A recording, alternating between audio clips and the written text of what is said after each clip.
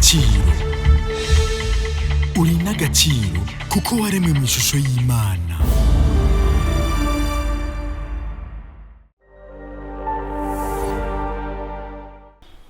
Icyambere cyo nuko umuntu yobanza akikangura. Sinzi uko ndakivuze mu Kirundi ariko mu Gifaransa baka réveil de conscience.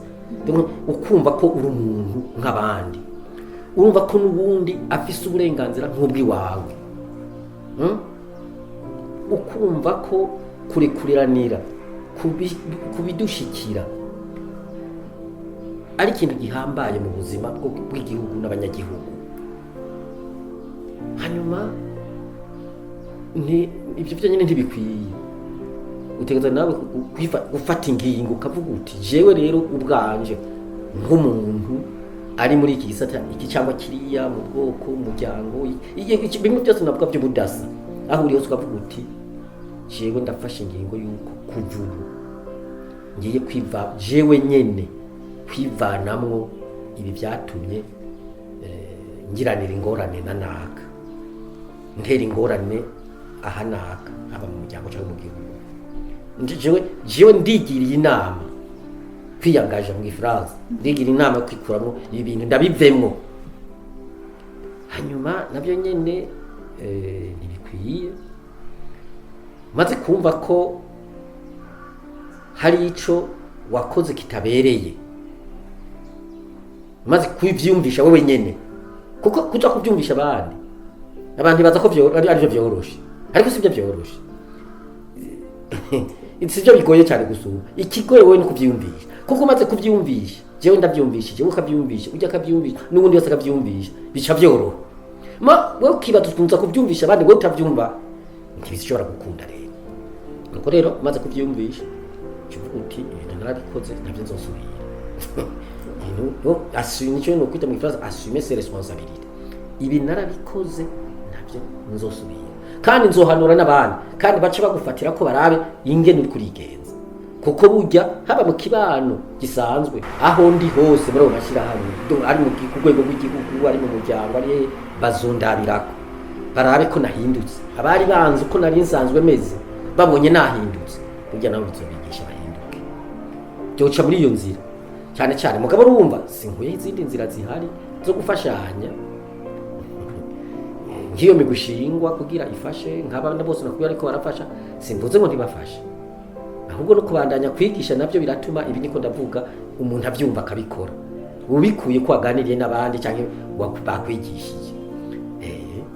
Ariko igihambaye nuko wowe nyene ubanza kwiyumvisha yuko ukora ikibari mu gihe cyawe kandi ukavuga uti kijya kintu naragikoze we ntuzurara ubishira ku bandi gusa. Ngibyo nako ndavuga byamo abahutu bamwe bavuga ati byakozwe n'abahutu, abatutsi bamwe byakozwe n'abahutu, gutyo. Rero intambwe ya mbere ni jewe wewe tumaze kubyumva bya bintu byose nasigura birashoboka. Kandi uko ndabibona abantu bwabo bararushe no kubaho batumvikana. Baramaze kubona yuko benshi imvuga baramaze kubona yuko inzira yo gusubiza hamwe kunwana no kubana neza muri ubwo budasa bwacu ariyo yonyene izokiza iki gihugu mbere igakiza n'isi. Kuko mu gihugu abantu banye neza ibihugu navyo cyibana neza isi n'nyine cyibana neza cyo banata iby'induru byagabanutse. Yego cyane gose. Ikibuze rero nibijya navuze by'intuze ikibuze ni za ntambamye navuga nicyo biracyabuze mu mitima ya bamwe cyane mu barongo y'abandi biracahari. Umuntu agashika ku rwego arongoye haba rwego rw'igihugu ku rwego rwishyira hamwe umugambwe ishyirahamwe y'iterambere ishyirahamwe kwiyungunganya cyo kwigisha cyo gusengesha ugasanga bacaye baza kwigishira hamwe ari kwiwe kw'ibyo ishyirahamwe ryose ritunze ari kwiwe. Ibyo byose umva ni ngorane, izo ni ngorane. Ariko twaba tuvuga tuti twabishizwemo n'abandi abo twita abakoroni n'uburigito bwacu burimo nabwo nyine kuko none nka mu Burundi tuvuge iwacu abakoroni bamaze imyaka irenga 60 baragiye na 60 none ibintu bibi baba barazanye hamwe byo ari bibi baba barazanye twoba tukibigendera ko inyuma y'iyo myaka yose tuvuga ko twikukiye cyane twigenga byoshoboka tuzi ko ari bibi tukaronka abakuru b'ibihugu twararoza abantu turaronka abategetsi bafise n'inkoho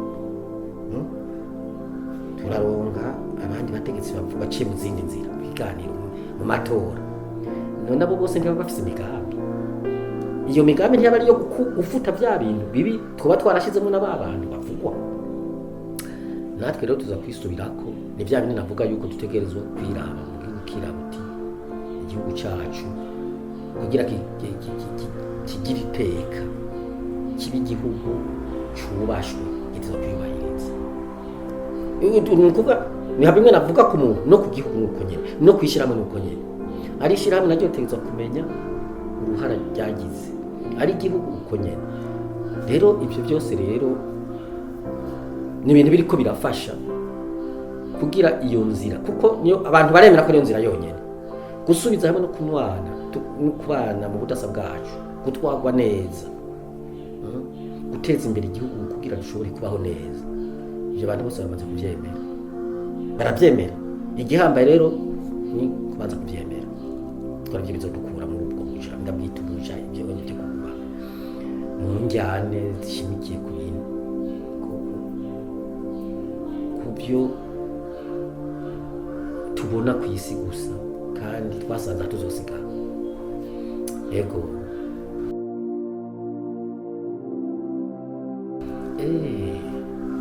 ingaruka none sizo tubayemo ingaruka nimbi duca tuguma mu tugwi mu migwi inyuranye duca tuguma muri za ngorane zose twadondagura zantamye nicyo zikomera ahubwo mu gihe tutofata iyo nzira nka nkama tukayicamo uwo muti tukawunywa nawo uwo burura tukawunywa tukanywana tukemera tugasubiza hamwe kuko impera n'imbere uko zikibi kirakugarukako impera ntishobora guherana ikibi impera n'imbere ukakira kugarukako wewe gishobora kugaruka kutagaruka ko wewe nyene nuko kuwanje na kuko wawe cyane kujya ko ngo kigaruka mu muryango wawe mu nshuti zawe magenzi bawe ugasanga kiraje bati bakakizira rero muri rusange ingaruka ndabona ko ziba nyinshi kwicana kwangazanya gupfungana byose ni ingaruka zisha ziza mu kwamira muri bimwe nita muri uri mbohe yakahise ngo bajya bagize ntimurekuliranire mugaca muguma muhigana mugaca muguma umwe yahundi aciye uwundi yoturira kumavuga mu kirundi rero urabyumva ingaruka mbi hari uko kubana nabi hari ibyo by'intabwo by'ubwicanyi hari ibyo by'uko abantu bangazwa cyangwa bagapfungwa ariko biratuma mu gutera imbere bidashoboka kwiteza imbere mu mibano mu by'ubutunzi mu by'imibano ugasanga ibi by'amashuri ibyo kwivuza iby'ubuzi ntibishobotse kubera wagwaguma hagati mu bantu kuko ugwanga ndikubaga igihugu turagisambura igihugu muragisambura kigata n'ishusho yacu umuntu agata nawe nyine agaciro akaboneka nk'igikoko ubona nk'umuntu bavuga tujya n'umwicanyi yama yica abantu ujya n'umubeshi ni ibintu bibi cyane rero sinozidondagura ngo ndazimare ingaruka mbi kandi ni nyinshi cyane mu gihe gusubiza hamwe kunwana kumvikana ingene twobana neza bitoshoboka noneho biteza gushoboka kuko ntibiri mu barundi benshi bamwe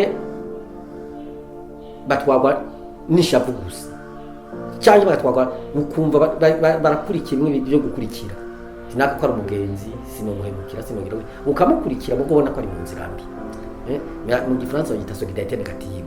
Nawe ubona ariko arakora amakosa ugapfa kwemera uti ari turasangiye ubwoko, ugapfa kwemera nyine uko nyine turasangiye intara, turasangiye inyungu, abasangiye inyungu zo gusuma bakabasogiteri bakamenga bafatanye mu rugo, ariko burya ntibabafatanye mu kibi, ntibabafatanye mu rugo mwanya nyene ngira ngo uwo mwanya nyine gusa nawe nyine sinabyibaza.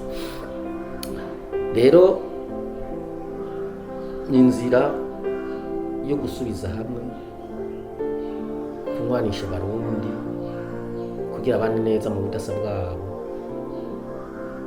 Ni inzira yo gukomeza, ni ugufata ibyo byose tumaze gushikako, ibyo tumaze kuza turaganira tukabona ko bigize akamaro, tukabiha agaciro, hama tukabikoresha kugira tubibyaze ibindi byo kubandanya. Nakubwiye ko hari nk'abantu ubu bamaze kugira ubumenyi bukwiye, bafite ko baragira uburambe mu byo gukiza bya bikomere bavuga.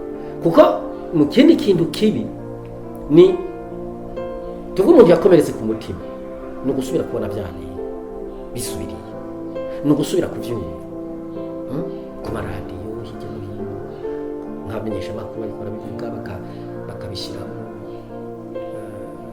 ibyo bita mu kirundi bita kurunga umuntu, bakaryosha inkuru cyane nuko bivuga cyangwa kuyibisha bivana no gukora n'ubyumviriza, birashobora kuba ari kuyibisha, ariko ugasanga bifashe intumbero yo kwibutsa wa muntu bimwe byamushikiye. Rero mu kwirinda n'ibyo gukora ibikorwa byatuma bimwe byatuma abantu bakomereka bisubira kuza biraboneka. Tuvuge ko ngaha mu gihugu cy'u Burundi ayiwacu ngiye ibintu bihagaze ku by'amoko bitunda abatutsi, kirazira kizirizwa umuntu kuzarabigarukana. Bijya twabibaye mu myaka irenga 60, nta n'umuntu yokubwira ati byaratuzaniye ni santimetero y'inyungu, akamilimetero k'inyungu, ahubwo byadusubije inyuma biduteranye, bisambura igihugu, birasambura n'imiryango yacu. Rero jewe ndumva ko ingaruka zimaze gusezereza imitima y'abantu benshi, kandi hajya abarongoye abandi mu gihugu, ku rwego rw'igihugu canke muri amashyirahamwe yose nadondaguye, mu amashyirahamwe yigenga, abamenyesha amakuru, amashengero, bakwiye kwitegera hakiri kare abarongoye abandi, kuko batabitegereye hakiri kare hazogera igihe abanyagihugu bazovyikuramo. Ukuri hazogirirwa abanyagihugu baruha bakavuga ati ubu rero natwe turagiye hamwe twese, kuko umubabaro uzobandanya utandukira benshi. Ikintu kibabaje gishitse cyo ntikiza gitora ngo n'ubwoko kanaka canke ngo n'umugambwe kanaka cyangwa n'ishyirahamwe kanaka, abanyagihugu bagorewe hamwe. Burya rero abanyagihugu bariko barabona yuko bagorewe hamwe, ingorane zishikira igihugu.